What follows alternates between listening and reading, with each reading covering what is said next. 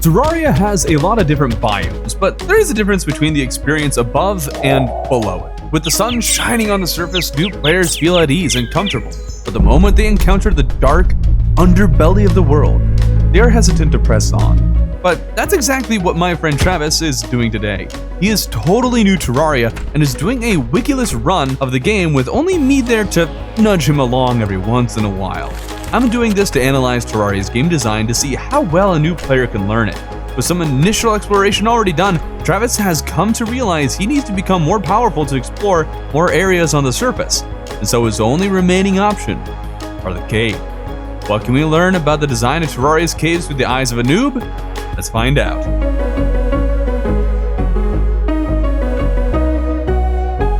Well, I was thinking and curious about the purple stuff all the way over to the left. Because I need better gear to deal with those things, I guess. So that will be my goal, to get better gear. So you can survive the purple? Yeah, so I can survive the purple, maybe go past the purple. But that means I gotta go deeper. We barely even scratched the surface, it looks like. Yep. This game is way deeper than I thought it was. Earlier in the game, I had remarked that Travis, as well as other noobs, had this strange tendency of avoiding going very deep in caves, tending to stay as close to the surface as possible. This could be explained by the fact that they have had zero luck with getting naturally spawning caves near spawn or by their own fear of exploring. They often found themselves dying pretty quickly to enemies or having trouble climbing back to the surface. This, along with a general fear of what waits for them in the darkness, seems to keep them from mining very far. But it would also seem that they might not understand the scope of this world they inhabit. With Terraria being limited in size, they might assume it's much smaller than it actually is. It's very possible they think that they're going deeper into the caves than they actually are. Whatever the case, Travis decided it was time to mine, but he had the foresight to prepare for his journey. Okay, I have nearly 300 wood. That should be like enough for a little bit, right? Before he mines, he wanted to make a new crafting station, hoping it'd allow him to craft something helpful. So he made a heavy workbench. Okay, you can make statues. Yeah, way to go! I love statues. You moved up in the world. I hadn't thought of it before, but it makes sense to assume a heavy workbench would be an upgrade to the regular workbench, perhaps unlocking new recipes that can craft stronger items. And sure, it does give him some more craftable items, but definitely not what he was hoping for. The name of the heavy-duty workbench is definitely misleading for the new player. With nothing new to craft, he laid out his plan. Well, if we're gonna go really far down, I was thinking just break all the rules and dig straight down. Ooh, maybe. Daring.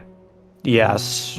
All right. But that's going to take a while, so I'm going to go down and then dig straight down. Quick tangent, but I hear people argue that Terraria and Minecraft are such different games that they shouldn't be or can't be compared, but ignoring all of their arguments, valid or not, every new person I've brought into the game views and plays it like Minecraft for quite a while. Something about it or the actual understanding of it makes people think of Minecraft. Maybe they get this idea from people calling it 2D Minecraft. Maybe it's the fact that blocks and mining are involved. Whatever the case may be, every noob who has played the game has had to unlearn their Minecraft knowledge. With that out of the way, let's see how Travis is doing. And he's drowning. No, I don't want to drown. Is that a heart down there? Is that what they were talking about? That definitely looks like it's heart-shaped. It's heart-shaped. What are you doing? Is that a fish? It's dangerous fish. Okay. Yeah. Nope. Yeah. Nope. This one. Nope. This one. There he goes. Life crystal. Consumable. Nice. Yay, I got another one. I am so much stronger. Oh, I haven't seen this one before. Oh, yeah? Gold, if indeed it is money. This is a much smaller instance of it, but traversal is quite difficult for noob. They can get stuck in even the smallest hole. Building a simple pillar of blocks just doesn't always occur to them. Sometimes it does, but it takes them a long time to figure out they can manipulate their surroundings to make exploration easier. Outside of Travis's struggles with moving about the open caves, he also often doesn't know where he should go. Do you see any branches up there? Branches? I didn't. Like different Like ways to go. Oh, no. Diamonds. We at Y level 11 now? Diamonds made him happy, but there's definitely something to be had about a noob being frustrated with not knowing where to go underground. The endless darkness could easily leave them feeling like they are mining to nowhere, especially since a lot of these caves are not very open. The inclusion of glowing jellyfish is an absolutely great decision from a game design standpoint because Travis would always see them and immediately know there is something over there, giving him a direction. So, I don't really want to flood the caves. Let's go up a little bit, eh? Because I read about that happening in like real life coal mines. Oh. Not very good. Is that a little tree? That's kind of cute. Is it a fancy tree? Oh, it is a mushroom. Green mushroom. Okay, not a tree. What is with this game and mushrooms? I don't like mushrooms. Maybe it wants you to like mushrooms.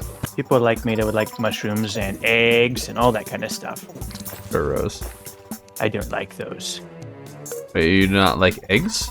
I can't stand eggs. Interesting. Another one? Do you want one? Or do I get it? That's up to you. How many do you have? I haven't. We've only found the one, so I haven't gotten okay. any. Well, if you're going to help me watch boss fights and stuff like that, we can trade. All right. It's nice seeing him share, unlike the normal multiplayer experience. But back to the jellyfish. I can't help but wonder how else Terraria guides noobs to new caves.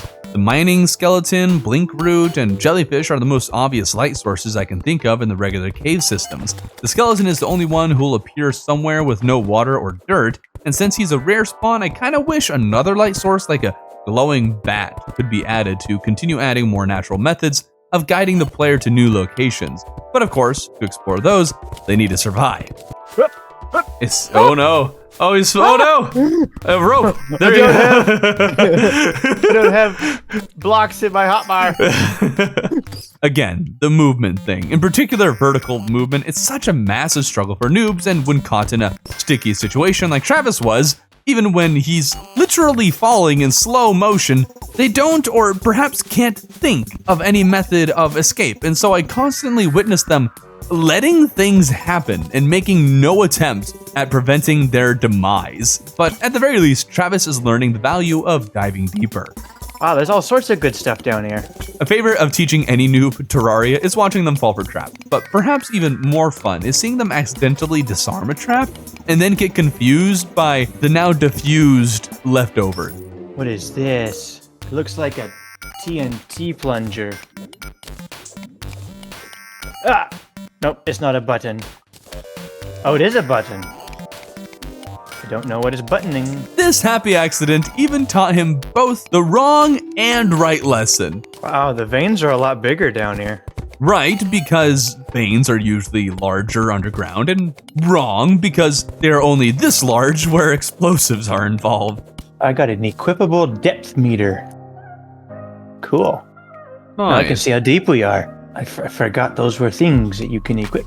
This is a more general thing rather than a cave-specific one, but noobs really struggle with figuring out accessories a lot of the time, particular when they are not found in treasure chests. Treasure at least communicates that it's special, so they give it more thoughts and look at it a little bit closer, but when things like the depth meters are dropped from enemies, they usually don't notice the term accessory in the item description unless they really give it a careful look, and since they often have so many new items to look at, they usually are just skimming at best. It's a snail.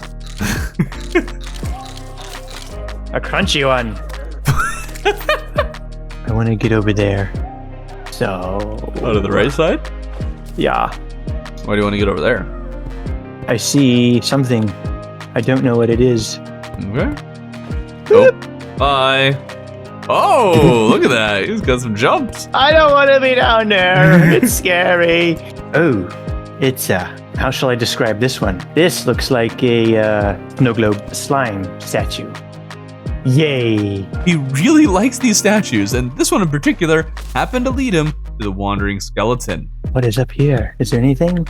Oh, it's a person. Jack Sellington. There's no illness or condition that can't be cured by slime of oil.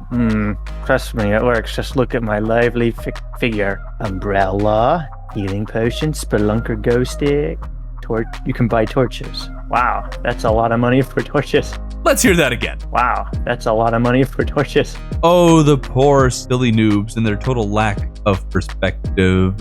Torches are dirt cheap, but you wouldn't know that. Noobs are always pretty stingy with their money and hesitant to use perishable resources. But that's something with all games, I feel. How many times have you completed any game having told yourself the whole way that you needed to use your potions, buffs, or money wisely, only to reach the end of the game and realize that you have way more of those than you need and maybe never even used many of them?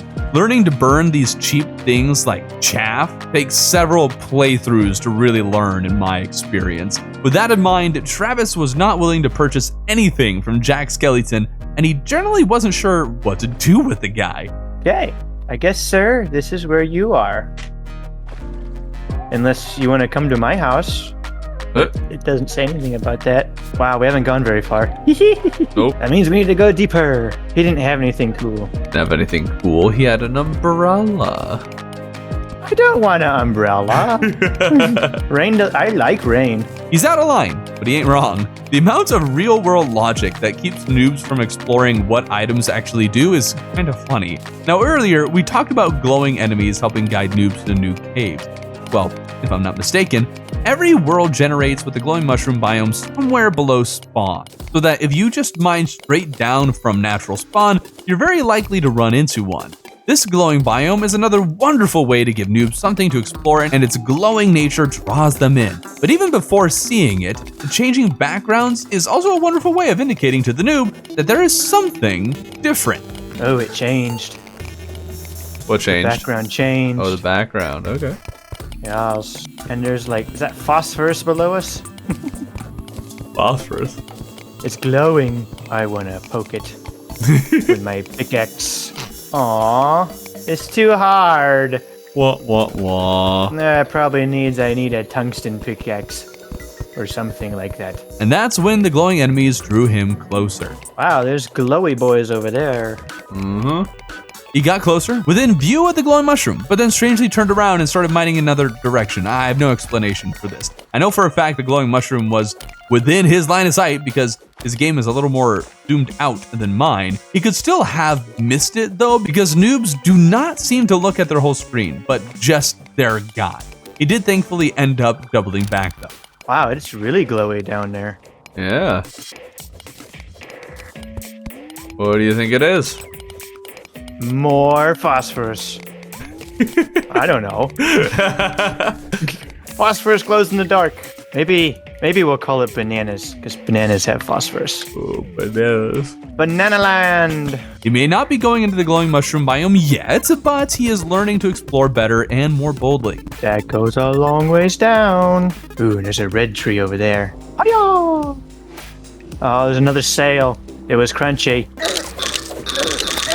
A flying snail. Ah! Stay here. Stay with me. One more time, snail. Come on. One more time. Yeah, come on. Die. No! Ooh. Snails take So about a close. second to kill. Come on. Oh! What? Sniped! No.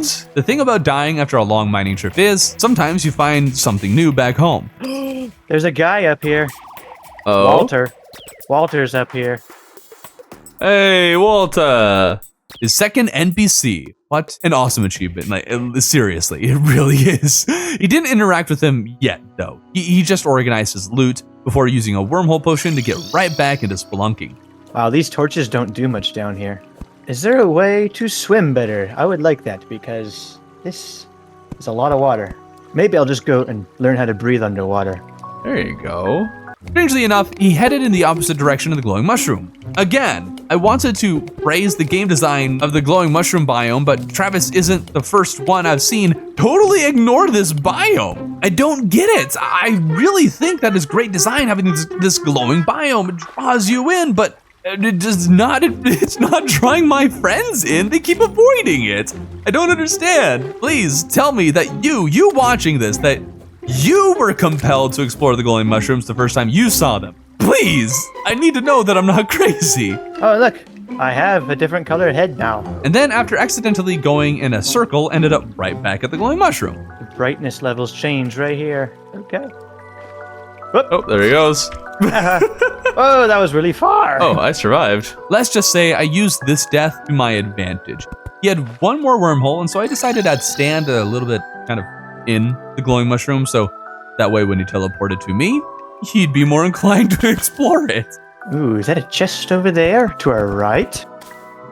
Big mushroom. Mother slime. Travis, go. Mother slime. I killed. There's more. Whoa. Hey! Discover a golden chest. Found his first golden chest. I don't know what it is. Intrepid shoe spikes. Ability to slide down walls. Ooh. Okay. Put that on. Dynamite, healing potions, gravitation potions, thorns potion, and glow sticks. Slick. I was convinced he wouldn't see the water chest, but I'm super proud of him because he did. Hasty flipper grants the ability to swim. We were just talking about that. Yep. Nice. Very good find there. Oh, it summons the Eye of Cthulhu. That's interesting. Now we need to get you a flipper. The glowing mushroom as a whole was really good for him because the mushroom grass made it easy for him to see openings and explore. Did he find much from mining to them? Not really, but it got him moving around and checking things out until he ended up deeper than he has ever been before. Wow, we are getting deeper. Oh, it's a mine shaft. That is a fairy. Follow me, he says. What's going on? What's going on here? Oh, okay. I don't mind if I do. That is pretty awesome. How the fairy worked perfectly, doing exactly what it's intended to do. I know the first time I saw these things, I was so confused because I couldn't catch them with the bug nets. And the reason for that confusion is because, well, you were able to capture every critter before these particular fairies came into play. So I just viewed them as another critter, and when I couldn't catch them and with no other context for what it could be, I just kind of gave up, shrugged my shoulders, had no idea what was going on. But because Travis has no other context for what critters can do, he sees it for exactly what it is. Would he have followed the thing if it tried leading him through a bunch of blocks? I don't know. But this worked out perfectly, so well done, Relogic. Great game design. By happenstance, this led him to the underground desert. Oh, there is dragonflies. Oh, there's tumbleweeds underground. What is that? Giant ant. Stop jumping. Antron charger. I don't know what that means. I thought he'd missed the chest, but he's done a good job at seeing them and found a snake charmer's flute, an item I know myself and many others have written off as next to useless. Well, that won't be the case for Travis. But first, well, since my inventory is plumb full, I think we shall go back to the surface. The noob really struggles with the full inventory. After all, how would they know what is worth keeping and what is trash? And with the massive number of items in Terraria, it's inevitable that they'll end up filling their inventory very fast. He also took the long way home by walking, because apparently he does not know about recall potions and hasn't found a magic mirror. I thought he'd used recall potions in the past, but maybe he hasn't, or maybe he's forgotten they exist. He's definitely found them, but either stored them away or hasn't looked at them in a long time to figure out what's going on. And oh, wait, nope, he's figured it out. Oh, recall potions, that's right. Wait. I had a minecart on me. How did that work? I accidentally clicked the minecart track and then had a minecart. I thought I had to make one. His first order of business back on the surface was to talk to the new merchant. Let's go talk to Walter. Walter! What do you like, sir? You have no idea how much dirt blocks sell for overseas. This is nice. Lots of privacy. Store my wares. I like to see me in the forest. A good view attracts customers.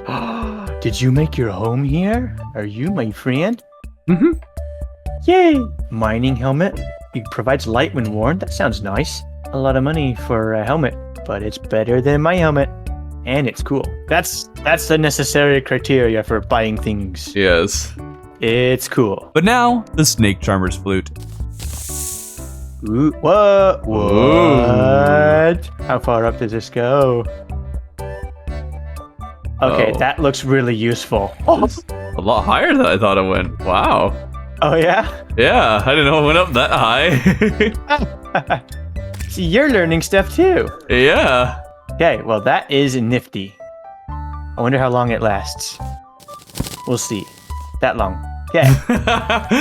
Well, that's going to be useful. I'm going to hang on to that. It was.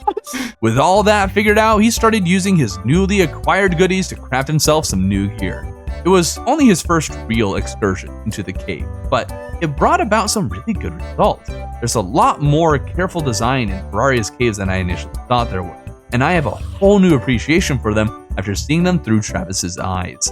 There's still a lot more for him to explore and figure out. You can see more of his experience and hopefully learn a little more about Terraria's game design as well by clicking on this video right here.